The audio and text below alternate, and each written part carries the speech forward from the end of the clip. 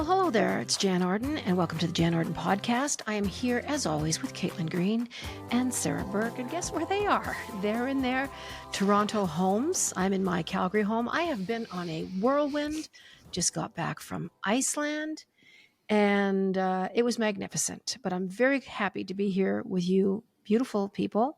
And we've got lots to talk about. There's been lots going on. We had an election in Canada. Half the country's a little bit disappointed, and the other half is kind of cheering in the aisles. But we're hoping for a centralist approach to how Canada goes forward, and that everyone can kind of hold hands, kiss and make up, and let's just get this right. Let's go into the next 5 years kicking ass, right? Honestly, I was going to say, I'm so curious about how did you try to stay alert to what was going on with the election, or did you try to keep away from it while you were away? No, Chris and I were, that was him trying to phone me, oddly enough. We're back in Toronto. So on Monday afternoon, we arrived, and the polls Just obviously don't start closing until 9 p.m. So I sat up as long as I could. And then the CBC called it. Other news outlets started calling that it looks like it's going to be a liberal minority. And a lot of times the West feels a little disgruntled because of how our electoral counts work. It's a little different than the United States. But, they've tried to divvy it up fairly. There's actually 3 more members of parliament on this election. Is it 3, Caitlin? I think it's 3. Yeah, I think it's 3. So, and sections of cities and rural areas were literally cut up differently to show the population growth and things like that. But yeah, I wanted to stay up to watch the Pierre Poilievre MP seat unfold. Well, so I get a text at 10:52 on Monday night from Jan that just says, "Thank you, Jesus Carney." I loved it. That's amazing. And I saw on Threads, there was randomly another, she's kind of like an influencer and works in media. And she posted the next morning saying that she lived in my neighborhood in Toronto, and this neighborhood was very liberal, and was like, our neighborhood is buzzing. Daycare drop off this morning was feeling good. And, but you know what? It's weird. I always feel for the people whose candidate didn't win in an election. And that's been me, and that's been other people, just because, I hate the feeling that anyone is disenfranchised from democracy or from our voting process, because I do think it's not perfect, but it's the best we have. So that always bums me out a little bit. But I do think that with Canada, at least we have a system of parliament where there is no majority government right now. It's a minority government. So you still have so many representatives, if you weren't a fan of Carney in this election, who can represent you and your interests. And it really should increase the ability of these two parties to hopefully work together. I don't know if that will happen, but remains to be seen. But yeah. Yeah. It feels like Carney was just, this is a safeguard of democracy. That's how I kind of looked at it. Yeah, I mean, it's a system that exactly what you said, Caitlin. It is what it is. It works the way it works. I love the fact that in Canada we hand count ballots, which is it's such a tactile thing. There's literally human beings, and then they have an overseer. Many hundreds of volunteers, thousands of volunteers, in fact, that make these elections possible. And, you see lineups where you feel safe and comfortable standing in a line, no matter what how you're going to cast your vote. There's many, many countries on this planet that people are literally frightened for their lives to go stand in a line and vote. They're intimidated.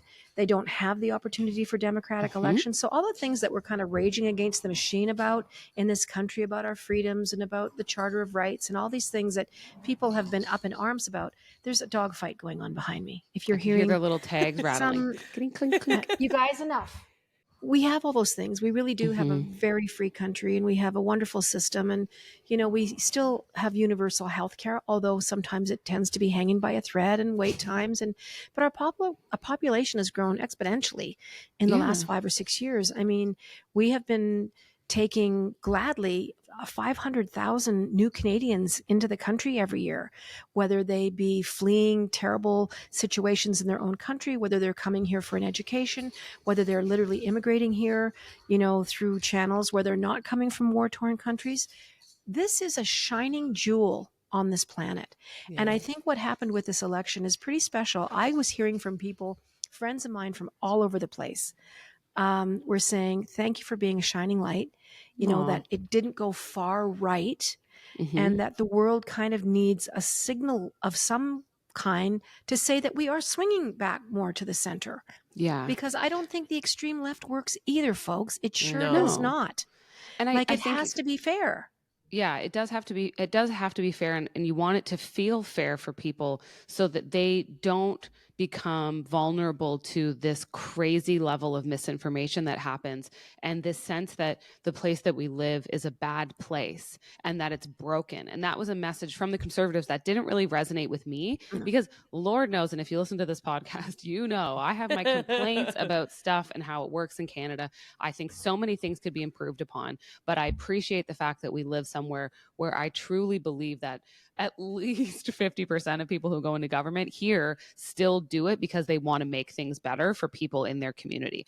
That's not everybody, but I think in many places in the world, it's like 100% of politicians go into that business to line their pockets, to absorb more power, and to become rich and powerful. That's the only reason they do it. And I just think that we're kind of this still a bit of a down home element of public service. And I have a friend, to your point earlier, Jann, she's now a Canadian citizen. She married one of my friends from high school, and we went to their wedding actually in Peru. She's Peruvian. And she said she replied to one of my posts where I was talking about how much I like the Canadian electoral process for federal elections because short campaign periods, hand counted paper ballots, all those things. And she said it still is crazy to me, being from Peru, that there aren't any guns.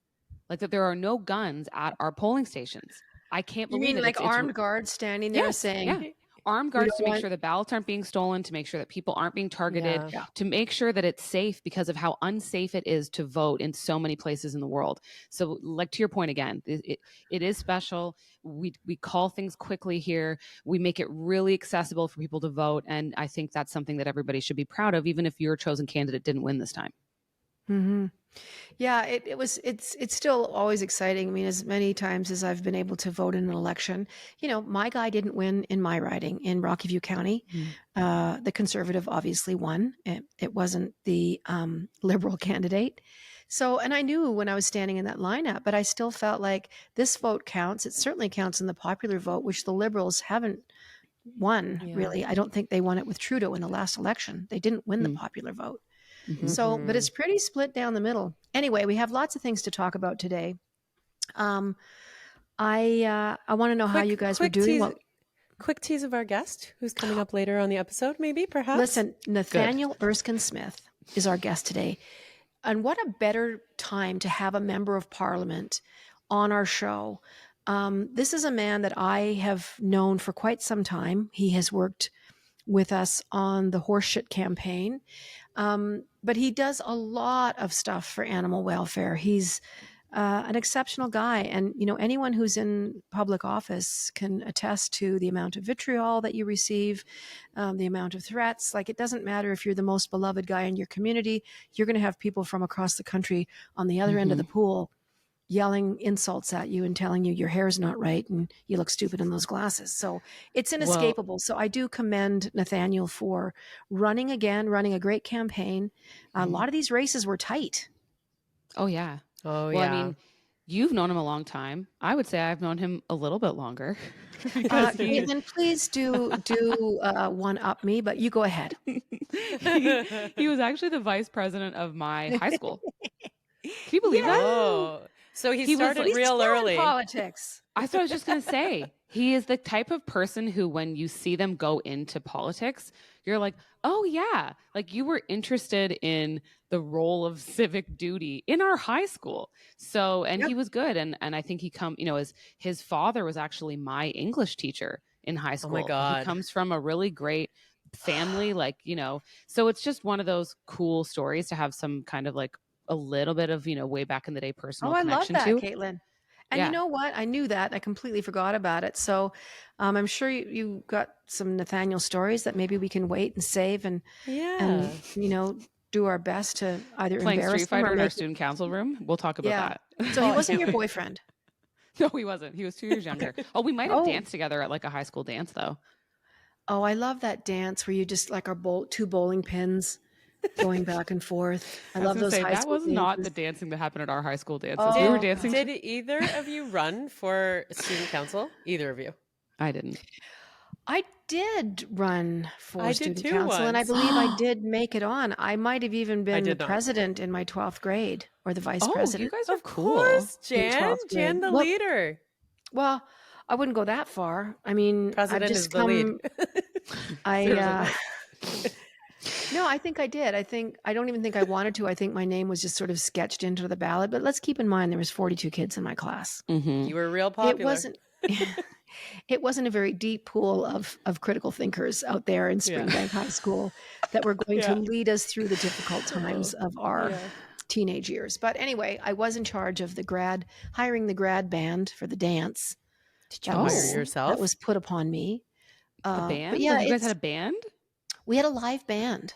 That's so cool. We had a live band at our dance, and it was with that live band that I got up there at 18 years old, borrowed the guy's guitar, and sang a song for my graduating class. And nobody knew that I was a singer nor a Oh, yes. guitar player. You've told the story. Yeah. Yes. Yeah.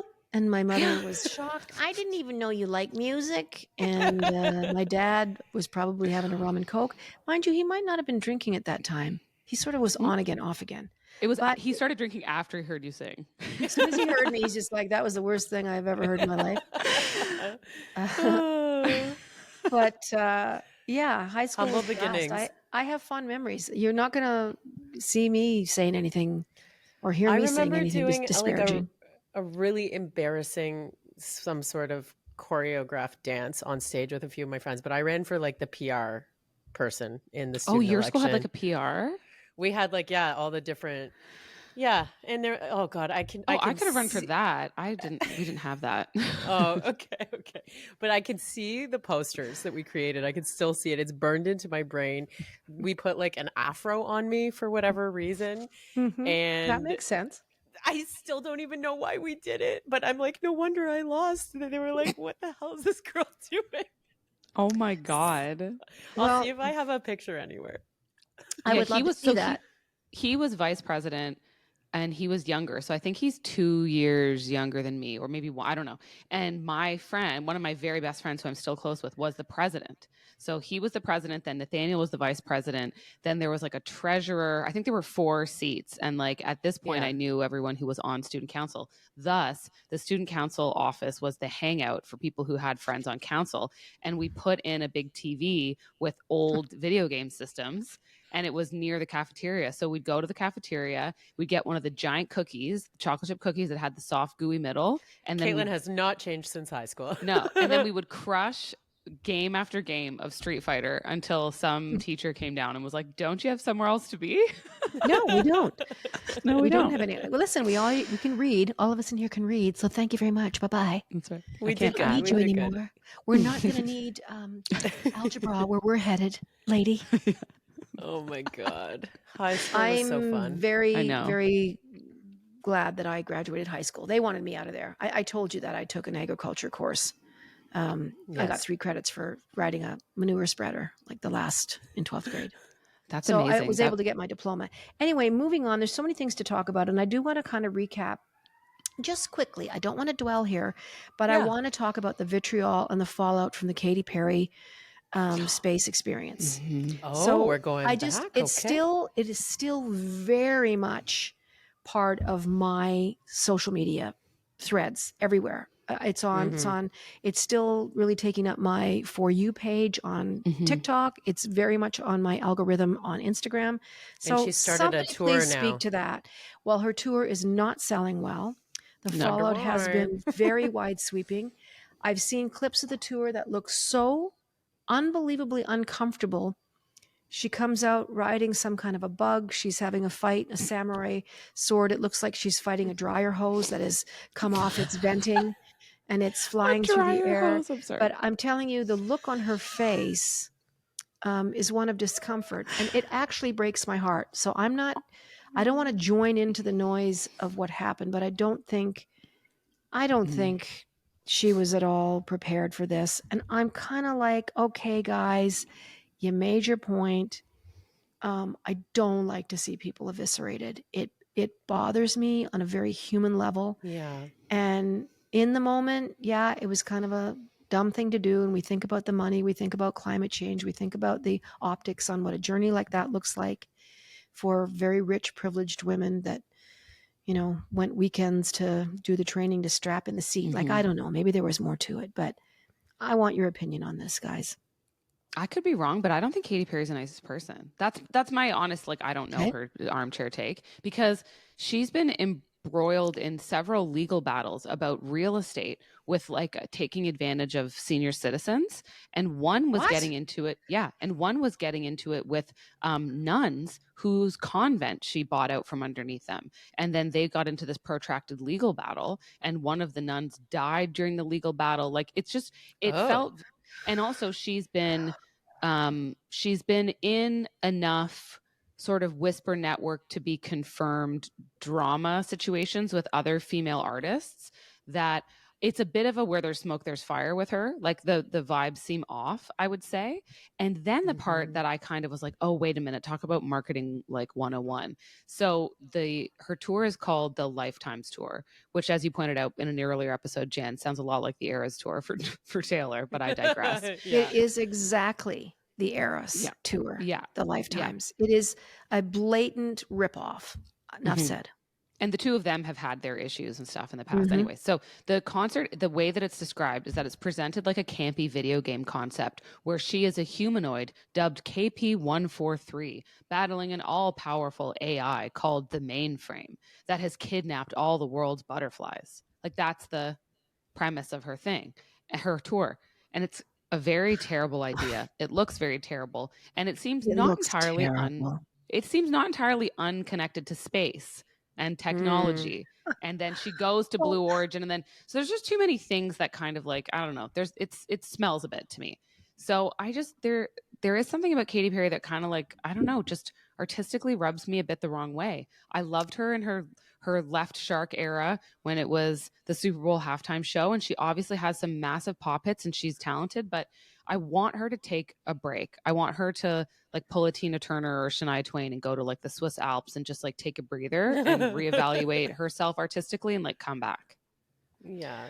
I don't have like anything much to add from what either of you have said, but I think it still goes back to what Caitlin said, the few episodes ago, where it's just like, can we think about this before like jumping into a situation like this, the PR of it all? Like, you have a PR team, and someone at some point must have said, this isn't going to be a good look. I know. Did they? Or did they cheer her on? This is very difficult to understand unless she doesn't listen to management or direction at all. Anyway, I can't just be unfeeling. It would be uncharacteristic of me to do that. I mean, I know sometimes I can just jump in there and kind of make fun with the rest of them, but I'm starting to feel cringy about, the Gayle King stuff has been funny to kind of to watch too. But Gayle, I don't think takes it on like Katy Perry is taking on. Maybe Katy Perry doesn't have any sense of what kind of person she is. I think Gayle is in her 60s, and I think she knows very well who she is, and she kind of owns it. And her stand on it comes across as a little more kind of fuck you, and I'm not worried about it. But Katy has been trying to apologize. She said she regrets going. She wishes that the footage from inside the little capsule had never been released when she's holding up the daisy. And, I think, some of the statements that everyone made coming back were a bit much. A bit sad. Yeah, I feel bad watching them collectively get dunked on as hard as they have, but it was, I don't know. I also am like, it was bad. It was bad. If you're wondering what I'm looking at, for anyone watching on YouTube, I'm babysitting 4 dogs today. And they're on the deck and they're having the greatest time, but the railing is not that high. Like, the bigger dog could spring over there in a New York second. So I'm just sort of on high alert for owls quietly sweeping in and picking up my dog, or a cougar jumping over the railing. I mean, welcome to country life. Moving on. Yes, the space capsule thing was uncomfortable, to say the very least, from the beginning to the end.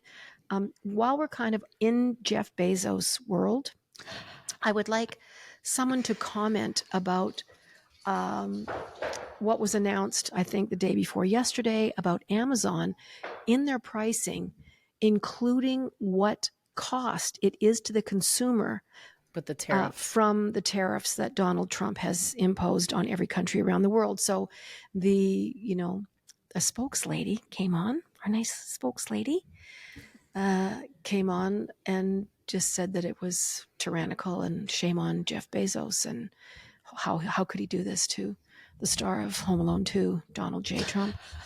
And Was that it really his, is. was that his press secretary, the one who does the White House briefings? Yes. Yeah. Oh, the state TV woman? Yeah. The best headline is Amazon accidentally told the truth about what Trump's tariffs are costing. So I don't know Exactly. if they're still on there. I meant to go look at Amazon. I don't think they are here. No, they never in did it. Canada. They didn't do it. They never did it. No. Okay. So then Amazon, so this was a rumor that they were going to do this. Now, how founded that rumor was, I'm not sure. I honestly do think that it was being considered. Let's say that. I do honestly believe that they were considering doing this because they're worried about losing business and people assuming that Amazon is raising prices when really they want them to know that it's because of these tariffs. The majority of so many products that you buy on Amazon are made in China. China is incurring the largest tariffs of any country that is going to have them. So Good point. Yep. then when this happens, the story comes out, catches on like wildfire. And apparently a phone call happens between Trump and Jeff Bezos. And after that, Amazon roundly denies that they are going to display the impact of tariffs next to the price of products on their site. Well, I thought they were in bed together. I thought all those billionaire guys were just like rah, rah, rah. And I also, further to that, have just read that Elon Musk is now going to be exiting Doge, and he will no longer be as active in the White House. He's very concerned about the Tesla stock dropping into what? I'm laughing at something I saw that I'll tell you about when you finish. No, I'm done. I have nothing further to add to those guys. I was driving behind a Tesla the other day on the way to a golf game. I'm with my buddy in the car, and someone's taped up the Tesla, the logo. And then beside that it, would be very impactful. and then right beside it, on what you would see, it looks like a bumper sticker. It said, "I have nothing to do with Elon Musk." Those are really popular. And there's another one that's been selling out like crazy that says, I bought this before Elon became an asshole. So I was just like, wow, I didn't expect to see this like in Mississauga, Ontario. It was In cool. Iceland, they are every second car. Really? Like Yeah, the Teslas are every second they're car. very green. Iceland is fueled by geothermal energy from the heat under the crust of the earth. I mean, volcanoes, they heat, the entire city of Reykjavik. They harness that power. But everyone is very forward thinking. And I think 10 years ago when Tesla kind of started, making itself known, a lot of people went that way because let's face it, they have to import their cars in from Europe or wherever they come from. Everything is sailed over there. But they're everywhere. Were any American writers invited to that retreat? They were from all over the world. They were from all over the world. They were sadly quite apologetic. In my little seminar things, and I think everyone did this, everyone at the faculty kind of had 15 people say who they were, where they're from. They could expand on that if they wanted to. Some people talked about what they were working on, but I would say predominantly they were U.S. people. Oh. There was some Canadians, there was Dubai, there was Switzerland, there was Australia. They were from all over the world. So it'll be next year, the Icelandic Writers Retreat. So I highly recommend going. They include a lot of really great things. I mean, imagine I had the former president of Iceland. He was my tour guide on a bus tour that the retreat organized. And because you had been, what was like something new you did? Well, we went to last time I was there, I didn't go to these geysers. So they're basically, I think they just. I saw it on your socials. Yeah, I mean, I didn't stand near it. Chris took my phone and he did it for Chris me. Do it. I didn't want to get wet.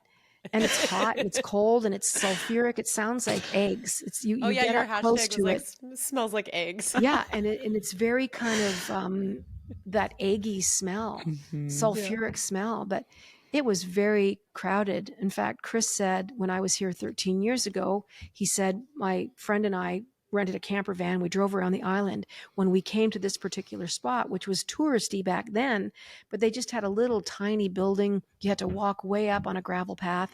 Now they have a huge visitor center.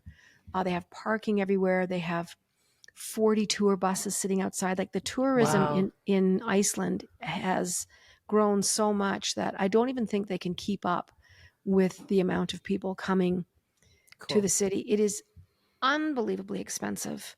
And I mean to the point where it is definitely, you have to plan for, you got to buy groceries for your breakfast and your lunch. And even that is, but look where you are. Mind you, they have a lot of greenhouses. They grow a lot of tomatoes and cucumbers and lettuces, and they have all this heat that they can harness. But what an extraordinary experience it was. And actually, Sarah and Caitlin, you guys are both aware, because I think we just booked one of the faculty members from. Oh, an upcoming guest. Yes. So, how do you pronounce her name? Thordis. Elva. Thordis. Thordis. The way she says it, and I'll have her say it when she comes on the program. But her story is really brilliant. I don't even want to tell you what it's about, because I don't even want to do a teaser. Coming up soon. Yes, coming up soon. I believe we tape her May the 12th. But anyway, fantastic experience. Wow.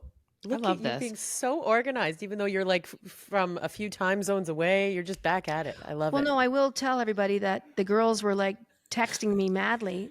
Are you going to hop onto Riverside? I'm blowing my hair. I'm out literally standing with my hands on my hips, looking at the sun coming through the trees. My watch is buzzing. Are you coming on the call? I thought it was noon. Like, I'm a loser. Anyway, we have a lot to cover today. And of course, we want to get to our guest, Nathaniel Erskine-Smith, who is an old pal of Caitlin's from high school. We can't wait to hear what his take is of Caitlin in high school, even though she was an older lady. She was an older lady in high school. We'll be right back after this break. And I think we have voice mail today, voice messages, which we're very excited about. And we've got book club business to discuss, which we're going to do as well. So don't go away. We'll be right back on the Jann Arden podcast with Caitlin and Sarah. Well, welcome back to the Jann Arden podcast and show. Thank you for coming back after that short break. Our guest today is amazing. I know this gentleman, and Caitlin knows him even better, as discussed, because they went to high school together. It's a small He's world. the MP for the Beaches. Very small world. I'm going to tell you about yourself, Nathaniel. You are the MP for Beaches East York since 2015. You became housing minister, or minister of housing, as we say in the biz, in 2024. You also dabbled in commercial litigation and podcasting, among other things.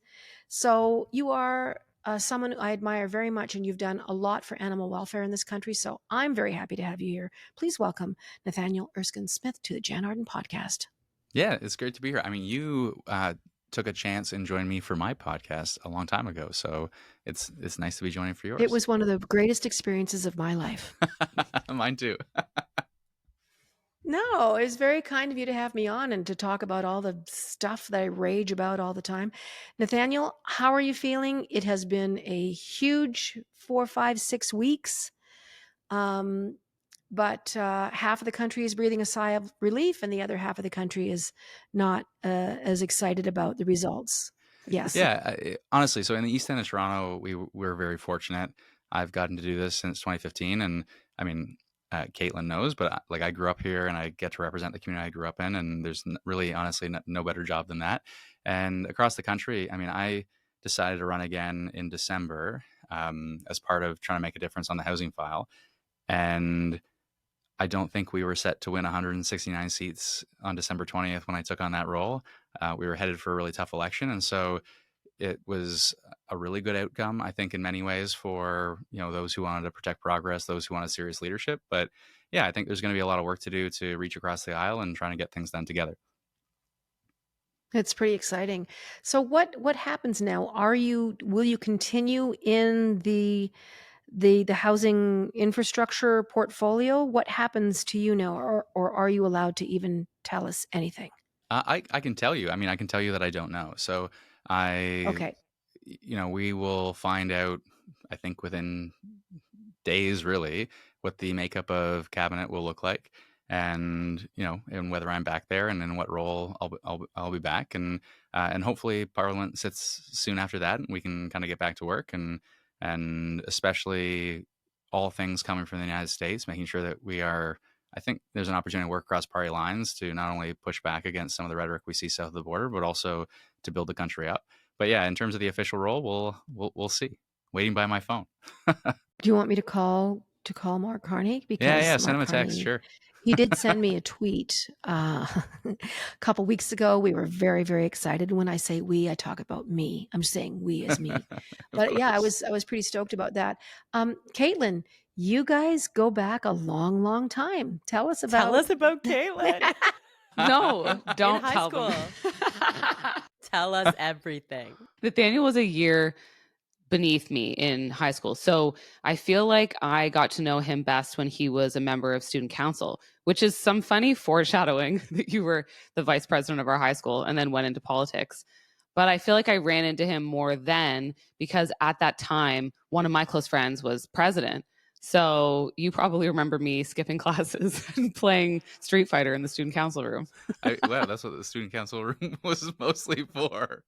Was upper 100%. students. You and I mean, even when I was in grade 10 and 11, it was even kids then in OAC that were filling out the room to play video games. Although it was also, as I discovered, a storage place for alcohol during student dances as well.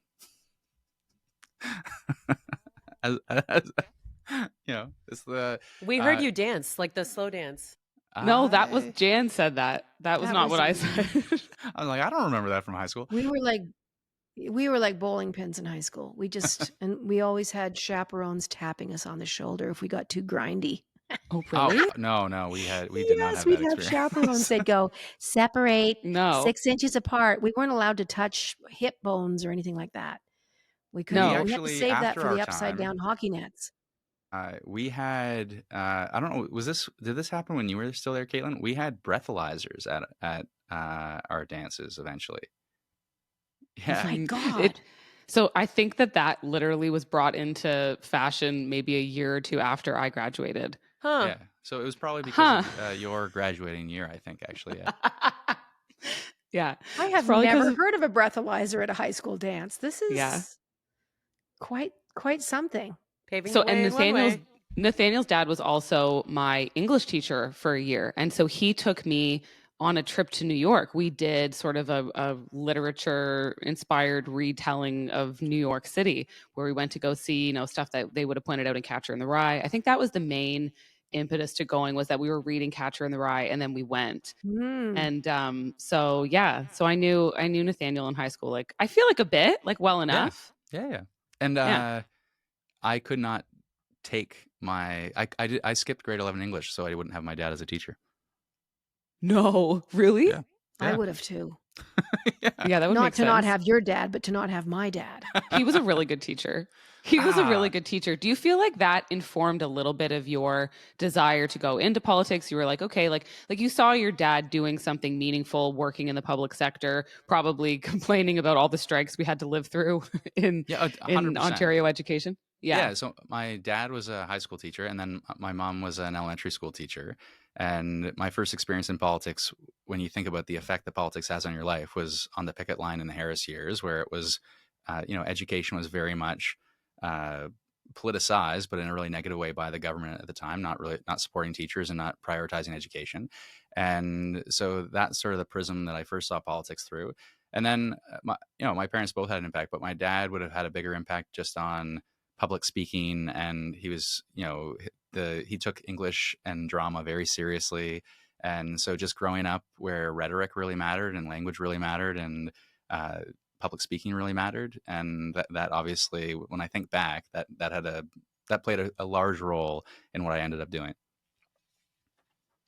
Your parents must be really proud of you. And forgive me, I don't know if they're still with us. I'm assuming you're a young man, so they will be. How do they feel about all this? They're very proud. Yeah. I mean, I was the first in my family to go to law school, first in my family to go into politics in any way. They initially had some hesitation about me running for the Liberal Party. I grew up in an NDP household, and I think initially my dad just said, "Ah, well, I'm glad you're not a conservative," and and but my if you think this, in every election they've been a huge. Both my parents have been huge helps. This election, they were a huge help again. But my joke in the first election, because my parents were quite well known just being local teachers, in the first election, I joked that more people voted for my parents than voted for me. So it was, and still, if you go door knocking with my mom around the Beaumont neighborhood, people will be like, "Oh, Miss Erskine, she's lovely. You must be lovely too." No, that That's so doesn't funny. hurt. I think having your mom coming with you speaks so much to your character, that you're, this is who I am. I'm bringing my mom with me. I mean, I love that. I would fall over if the Erskines showed up at my door.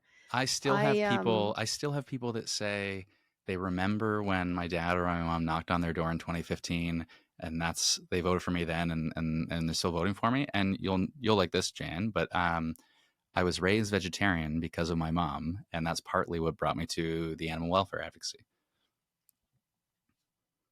Well, you have been, and I want to talk about that a little bit. During the election, there was sort of a Zoom call, whatever you want to call it, of all the parties showing up to talk about what the platforms looked like going forward in this election and what each, party was committing themselves to doing in regards to animal welfare in this country. And as you know, we are lagging in a lot of areas.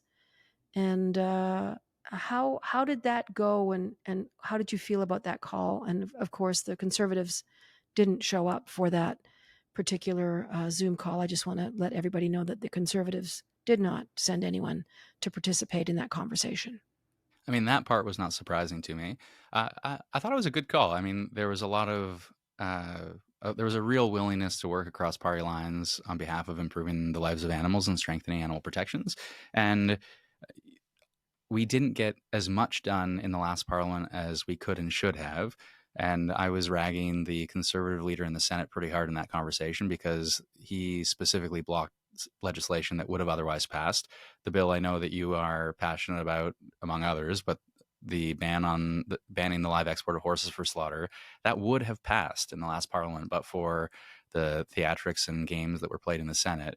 And I'm confident that in this parliament we'll see that passed, and I'm hoping we also see action to realize some of the That promises. makes me want to start crying, to tell you the truth. Yeah, It makes yeah. me really emotional to hear Well, it you should have say already that happened. It should have we already still happened. have a chance. Yeah. Yeah, Mhm. yeah. Well, I think it's very likely to happen now that we have a new parliament in place, and there's that outstanding commitment from before. And on we didn't have specific promises laid out in the platform around animals as we did in 2021. And when I asked about it, it was because we're laser focused on Trump and we're laser focused on the economy and some of the smaller issues. It's not that we're not going to do them, it's just that they weren't front and center in the platform. That all made sense to me, but I got firm commitments that we're going to take action on a range of things, including the live export of horses for slaughter. So I'm confident we're going to see some of this stuff through. And then more than anything, we just need to keep working across party lines. I don't think animal welfare is a partisan issue. Lots of people care about it, and we No. got to make sure we get things done.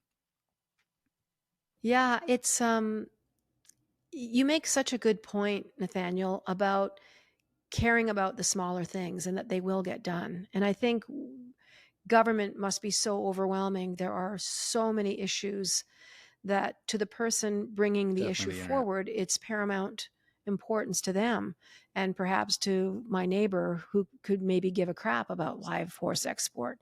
So it's not about cherry picking, it's just systematically going through, I would imagine, all these bills that are put forward and just dealing with them in a democratic, fair process that involves people offering their opinions and having a vote on it. Mhm. That, Yeah, and I would add, we had an all-party animal welfare caucus meeting specifically on the issue of export, the live export of horses for slaughter. And we heard from, you were able to participate, and we heard from the Horse Defense Coalition. That's all important.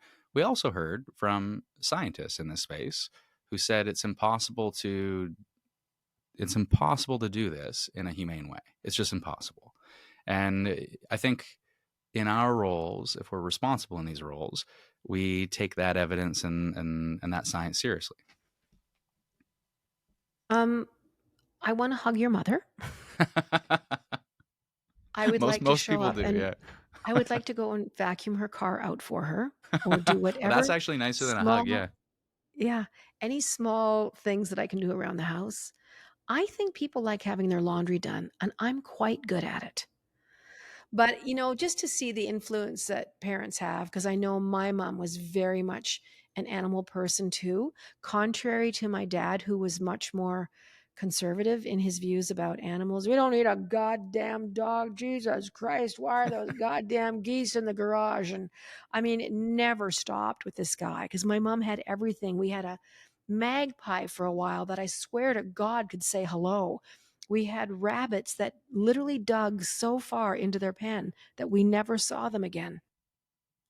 Their names were Charlie and Clara, named after my grandmother and grandfather. They were, not domestic pets, but we fed them, we watered them, they had clean straw and everything. And one day mom said, "Well, I think those rabbits have dug out somewhere. They've come out the other side. It's like Alcatraz," she said to me. And so, Charlie and Clara, I hope you lived out your lives in relative comfort and and I hope your hole came up in the right place.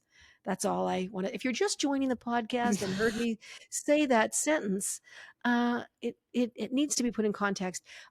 Tell me what are some of the things that you hope for yourself personally going forward? Because this is a huge commitment. Any kind of public service is.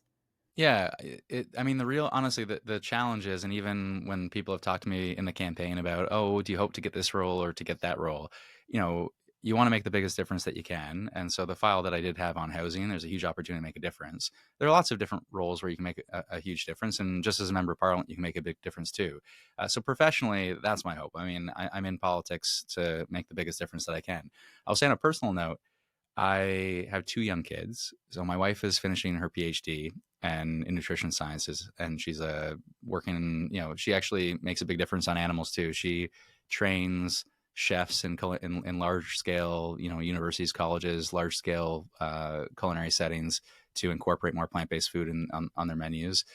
She's brilliant in all sorts of things, but she's busy as all hell. And then we have an 8-year-old and a 5-year-old, and so I honestly, my hope is that I'm able to get as much done as I can in Parliament, but also I want to coach baseball this summer again.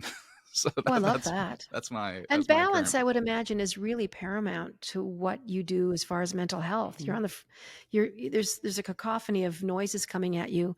I think it would be very interesting to sit in on, in the house one afternoon just to see the kind of discussions that go. I mean, we all see the stuff on television, but I'm sure in real time when you're actually standing up, with your little translation headpiece in and talking to the Speaker of the House, it must be so otherworldly, maybe is the word that comes to mind, that you're standing there dealing with such huge issues in a parliament that is, the foundations are so old, like coming over from the UK and stuff. It's fascinating to me how But it I all think works. honestly, Jan, I think it's if you imagine the first year or two or three that you were doing what you do, and you had these huge audiences, and you were playing, you're on the road, and it's unreal.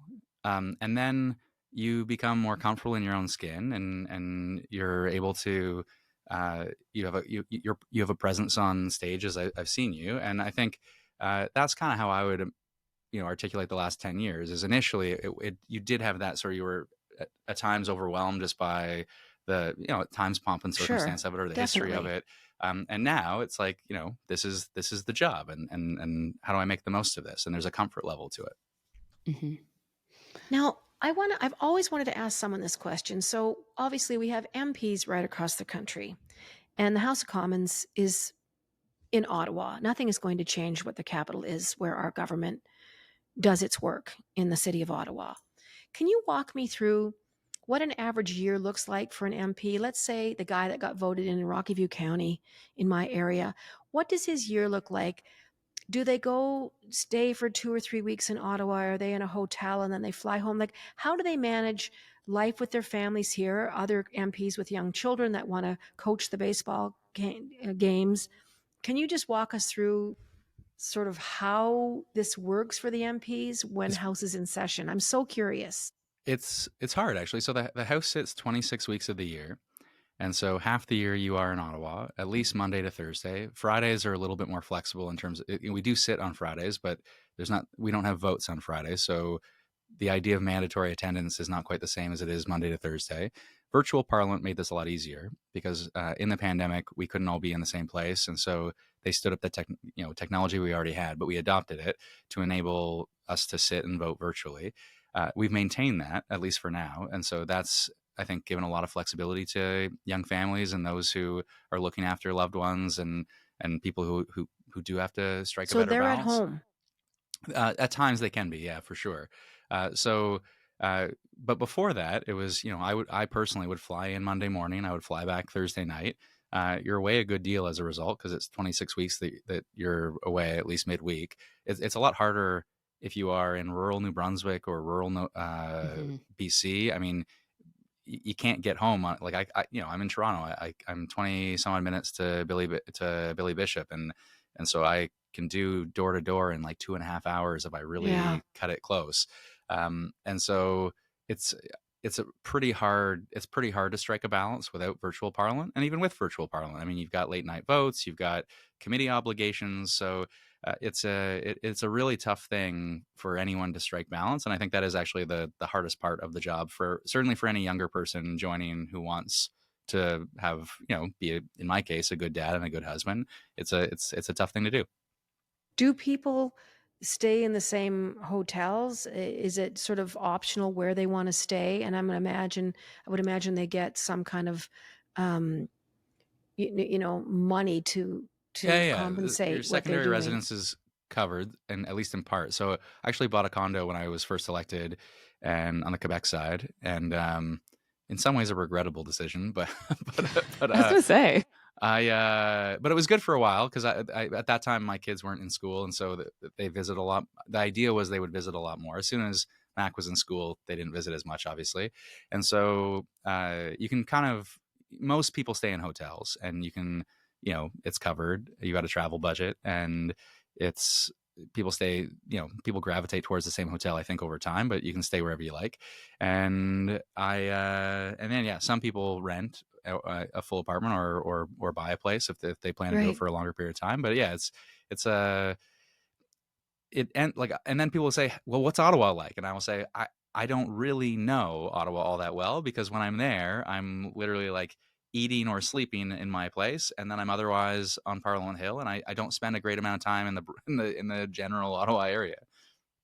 Yeah, I liken it very much to touring. I Yes, mean, very much so. it is tough. So I do want to commend everybody who embarks down a path like this, because it's an incredible, sacrifice is a big word, but it is you got to really love what you're doing in order to have half of your year in a city that's not your own.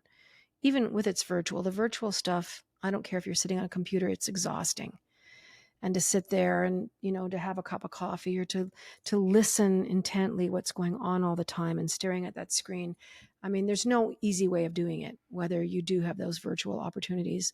But But yeah, I'm when you tour like on in an average year now, how often are you on the road?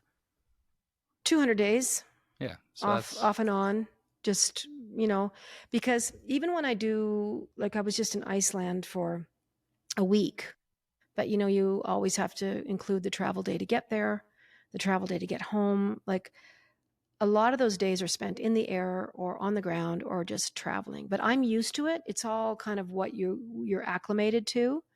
But it isn't for the faint of heart either. And some people travel in very posh style. I know a lot of artists that are very wealthy, very successful people that literally fly into a gig in their private jet and fly home in their private jet, even if it's a 4-hour trip. So, yeah, not the greatest carbon footprint in the world, but for most of us, I would say 98% of musicians in the world working are boots on the ground, buses, vans, rental cars, depending on very expensive commercial flights that never leave when you want to. And in order to get to Saskatoon, you got to fly from Calgary to Vancouver, then Vancouver to Saskatoon. Like it's nuts to try and plan how to get there. But you love what you do. It affords me a really nice life. And when I'm home, I love it. But there's nothing else that I would aspire to do. That's for sure. Yeah. And then you add in the political, like, so there's 26 weeks, at least, Monday to Friday, that you've got to focus on Ottawa. But then in those other 26 weeks, a lot of the work obviously is in your constituency, but then there are events to go to. There are evening events, and it gets easier over time because you build relationships and you don't have to be everywhere all at once. But I remember, like, starting out, I was everywhere all the time and working to build relationships, attending if it was your 100th birthday party, I might have been there. Like, it was really just having a presence in the community. It's a lot of work when you serve 110 120,000 people. Mm-hmm.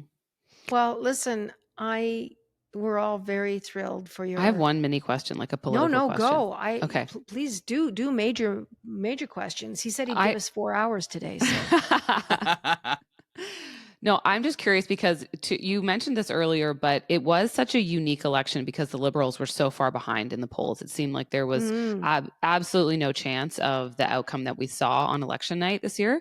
So do you have a sense of within the party, how much of this win is attributed to Donald Trump? That's such a strange situation to be in, but you're like, it's not just the platform or the party, or it's really a refusal of something that all of a sudden this external factor that started implicating every Canadian and perhaps galvanizing voters in a way that they may not have been previous to the tariff situation kicking off.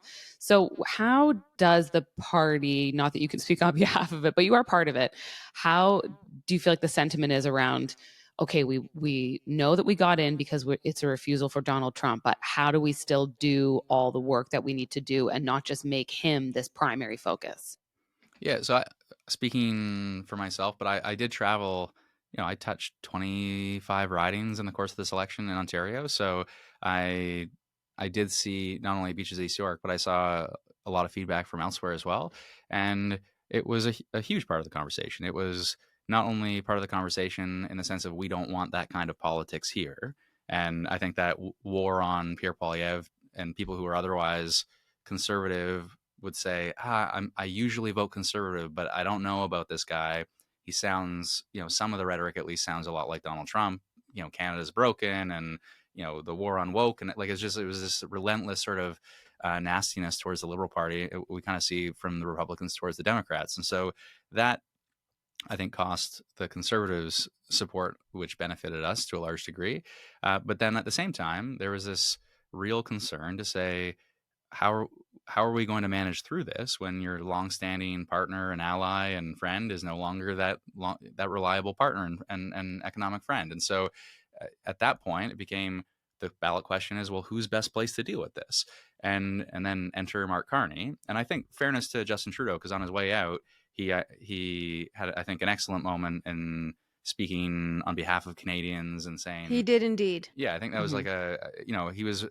If you asked in December, it changed yes. the direction of our country. Yes, I think it was him exiting the way he exited with grace, but also composure on behalf of Canadians, and then Carney entering with the experience that he has. It changed the conversation entirely.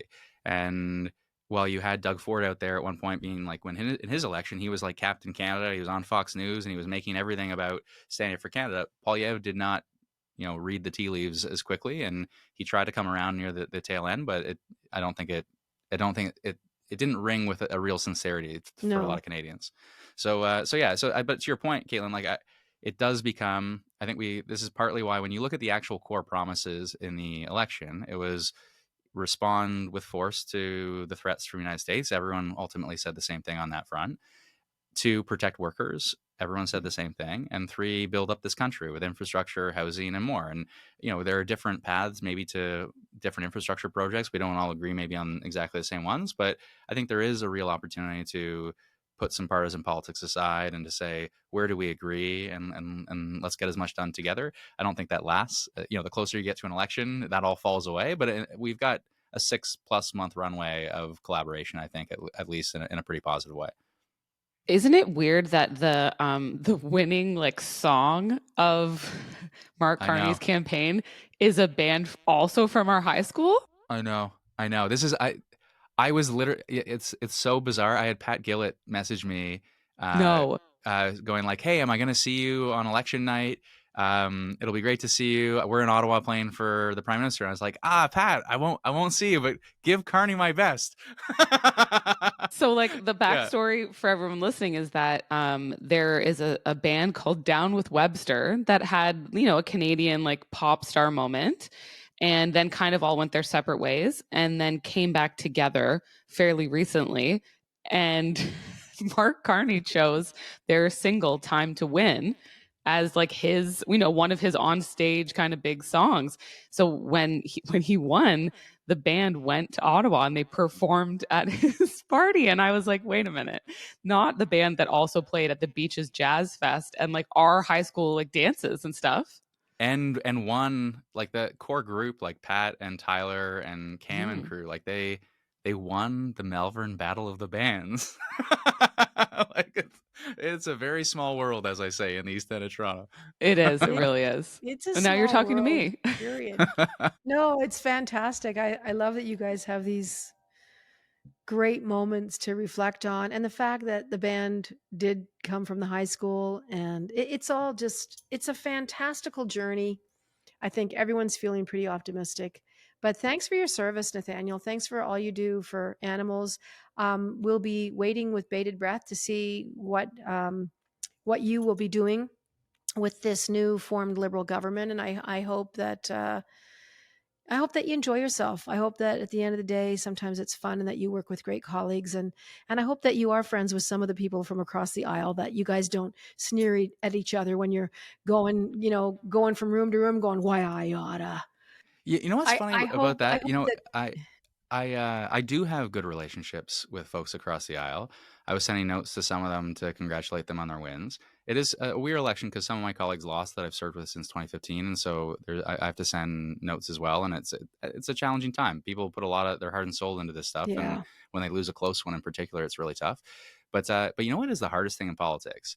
Is you build these relationships. In some cases, I've been to people's birthday parties from across the aisle, and then I've also had moments though where, despite the relationship, partisan politics has intervened, and they've like then come at you in a kind of a personal way, and you kind of go like, what, shouldn't we be better than that? Like, do we really do this to one another once we built that kind Mhm. of rapport and relationship? So partisan politics can be really frustrating in that way. Is that Yeah. sometimes getting ahead, or the big L Liberal team or the big C Conservative team comes before decency. Well, it doesn't make any sense, and I don't think the average person really fully understands how things work and why they work. I mean, I heard a great story from Shameless Al. It's a friend of ours that we've had on the show, and she said that I'm totally like paring this story down, but basically, the guy that a neighbor of hers is very conservative, was very outspoken. Al was very much a cheerleader for Mark Carney and the Liberal. She's got like 1.2 million followers on TikTok. Anyway, long story short, he was voting conservative, and his wife and him were on very different ends of the pool. She was very liberal, and they went into to vote, of course, at their little community center or whatever. And he came out, and he was very confused. And he said to her, "I didn't see Pierre Poilievre's name on the ballot." Like, he really didn't understand that he was voting for. So it's The just local. a real, Yeah. it's sad because it's a reflection on not understanding how a system works, that he went in there. So I don't know if he marked anything. He went in and came out because he just was baffled, because he didn't understand where he said this thing is fucking rigged, da da da da da, or whatever. Like, Pierre's name's not even on there. So it's little things like that always blow my mind, of what people's expectations are and how much they don't know about Yeah. And we have to navigate what's through going that to on. make sure that people don't feel that it is rigged. I mean, like, that idea of building trust is kind of everything. Even if you don't like the result, people trust in the result. Even if you don't like the result, you trust that there are institutions that will serve Canadians' interest beyond any partisan interest over a very long period of time. And so I do worry sometimes when people either misunderstand or information is provided to them that is completely incorrect, and then over time it just wears on trust, and people either don't vote at times after a while, or and they just throw up their hands, or in some cases they vote for and you see the rise in some cases of the PPC, or you see in the United States, obviously they've kind of taken over the Republican Party, but you see a real strangeness and nastiness all at the same time, because people have become disenfranchised and frustrated and just lost trust in politics. No, absolutely. Well, here's to guys like you bringing some sense and sensibility to this entire thing. We thank you very much for, doing everything that you do and being away from your family and all the hard work that you put into it. Thanks for being with us today. Nathaniel Erskine-Smith has been our guest today. He's an old pal of Caitlin's, and they even know the band that played at the winning party. It's it is a small world. Well, thank you. And you should know that I've recorded maybe over 100 podcasts with our podcast Uncommons, and the only one my wife has listened to, I guarantee, is when you join me. Oh, well, I like your wife more and more. Yeah. I like your mother. She will see you, actually. She's going to your show. I don't know when it is. Sometime in June. Well, you're playing somewhere sometime. Yeah, I don't know, but my wife will be there. I'm at Massey Hall. Well, listen. There you go. I have your contact information in my phone, and I would love to say hello to your wife. I don't have all the MP's contact information in my phone, but I do have Nathaniel's. Look after yourself. We'll be watching for you. Thanks, Jan. Nice to see you, Caitlin. You too. Say hi to your dad. I definitely will. Well, that was a great conversation. Nathaniel is a fantastic fellow, and we commend his efforts to be a public person, because he's got a lot of work, a lot of digging in to do in the next few years, and we'll be cheering you on, Nathaniel. We do have some time left, thankfully, for some voice notes that you guys were very kind enough to leave. So, Sarah, if you want to spin a few of those, let's see what people have to say. All right. Let's see here. Is this going to work for us today? Hi, it's Jann Arden, and I just want to say that I love you guys so much. I love you, Caitlin. I love you, Sarah. I think you guys are just friggin' great. There's just something about you that's so like fairy dust and magical unicorns and bunnies. I agree, Colin. And gold coins at the end of a rainbow, and like really good vegan ice cream. And I agree. A magical, I don't know. I can't even explain it. Anyway, love you guys. This is her way of checking to make sure that I'm actually checking the voice notes. I was making sure that it was working and functioning for everybody. And we ran out of superlatives at the end and just started talking about vegan ice cream. I care about these young women. I care about our show. I care about quality control. So I'm always here for it. Okay, next one. Another one. We have. Here we go. Greetings, Canadians. This is Jann Mayer in the Midwest, United States. I'm sitting here with my beautiful and wonderful sisters. We decided we would call and say congratulations to Canada for electing a president that apparently is committed to Canada. Unlike the one we have, who announced yesterday that he's now running not only the United States, but the world. So we hope that yours is a lot more sensible than this one. We want to encourage those who did not vote for him to please try to work together. Don't get too invested in divisiveness, because honestly, when you do, you end up with Donald Trump. So just try to be united, and please stay Canadians. You don't need to join anything to become Americans. Not because we don't like you, because we do like you. So congratulations. I hope you're all happy about Mr. Carney. We don't really know a lot about him. We know that there are some Albertans who think they want to be in the United States. They don't be. Please talk to him. Go Canada. I'm not talking to him.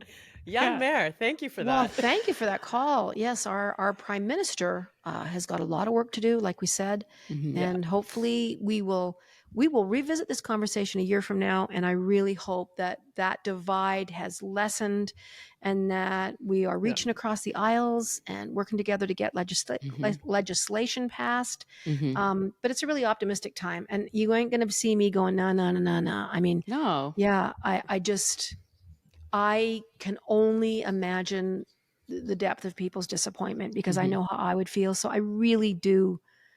I get it. I get it. So anyway, onward. Okay, we got one more. Okay. Hi, Jan, Caitlin, and Sarah. This is Sandra from Ottawa. I just wanted to call and make a comment on something that Jan gave her opinion on a few months back, and it has been on my mind ever since and did not settle well with me. Not calling to complain or anything, but just something for you to consider when you are making comments and opinions. You mentioned that a lot of people, when TikTok went off the air for a day, and a lot of people shouldn't be relying on likes and people liking their Instagrams and their following videos and etc., because something like that happens. But I just found it a little hypocritical, because I mean, your podcast, I mean, if you didn't get the people to listen to your podcast, I mean, it's the same kind of a business. A lot of these people spend hours and hours perfecting their craft or whatever they're doing, or their dance or their recipes or whatever. And they do spend a lot of time, and they get the followers. So then they get paid for that. And I do see it as being a career for a lot of people, and a great way for people to own their own business and be independent. And I think it's not really any different than what you're doing, especially with your podcast.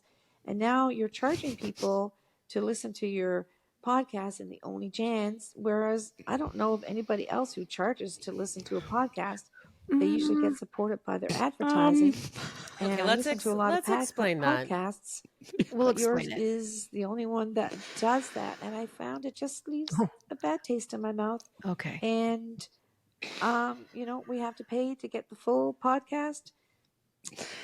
I found that I wanted to stop listening, although I haven't, because Well, I'm glad to hear that. I've stopped listening. Well, I think she just ran out of a little bit of room. I just want to address a couple of things. Yeah. Many, many, many times on this show, like too many times to count. Please enjoy this tangent. When I talk about monetizing, this is sort of where my thought process goes, and then we'll address the second part of this. When I see young women on TikTok, or young men, wearing new outfits, wearing a bikini, doing something, a makeup tutorial, hair things, walking down a beach with their friends, these young people are extremely reliant on that hitting of a like button to measure their worth. And perhaps my use of monetizing was a much broader, I used it in a much broader sense, as opposed to just a financial gain. I get that. And that's what I was speaking to, is that when you base how much you like yourself, or what your self-worth is, based on whether you have 500 followers or 25,000 followers, kids are hurting themselves. They're depressed. It's like a they have confidence anxiety. thing. It really is. And that's what I was speaking to. So I'm a little surprised at the other end of this. And then I'm going to hand it over to the girls. But we do not charge for our podcast. We actually have 2 free episodes a week. 2. Yeah, we have two episodes a week. We have something called Recall, which is revisiting one of our 200 plus episodes that we've done over the last 4 or 5 years. What people are paying for, obviously, we do appreciate the support very much on Patreon, but it's bonus material.